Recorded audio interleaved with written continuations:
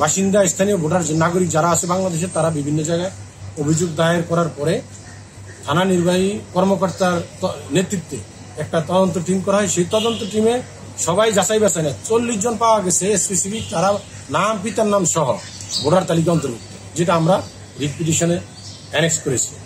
এই 40 জন ভোটার তালিকা 350 সবাইকে যাচাই বাছাই করা হয়।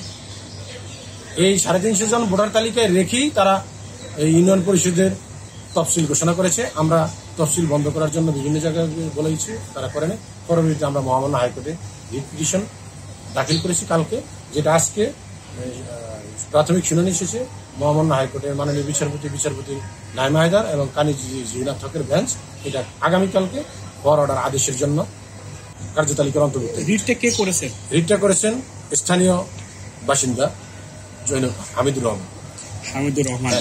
এই যে রোহিঙ্গা 40 জন হোক, 40 জন রোহিঙ্গাতে কোনোভাবেই ভোটার তালিকা অন্তর্ভুক্ত হওয়ার যোগ্য না। আর ভোটার তালিকা অন্তর্ভুক্ত হওয়ার শর্তই হইল বাংলাদেশের নাগরিক হইতে হবে। এটা শুধু বাংলাদেশ না, এটা সারা বিশ্বের লোকজন জানে রোহিঙ্গারা বাংলাদেশে শুধু থাকার জন্য তাদেরকে কোনো একটা ব্যবস্থা করা হয়েছে। কিন্তু এখানে তারা এখন এই কিছু এই অসাধু জনপ্রতিনিধি এবং দুষ্কৃতিকারীদের সহায়তায় ভোটার তালিকা অন্তর্ভুক্ত হয়ে এই পাসপোর্ট গ্রহণ করা সহ বিভিন্ন সুযোগ সুবিধা নিচ্ছে, যা আমাদের দেশের সুনাম এবং সার্বভৌমত্বের জন্য হুমকি স্বরূপ। আমরা বলেছি যে রিট পিটিশনে এই রোহিঙ্গাদেরকে যাতে ভোটার তালিকা থেকে বাদ করা হয়, এবং এটা চেয়েছি যে পুরা কক্সবাজার জেলায় কতজন রোহিঙ্গা এই পর্যন্ত ভোটার তালিকা অন্তর্ভুক্ত হয়েছে এটা রিপোর্ট দিয়ে যেন মহামান্য আদালতে একটি রিপোর্ট দাখিল করা হয়। আগামী দিন এটি শুনানি হবে। আমি আশা করি আদালত যথোপযুক্ত আদেশ প্রদান করবেন।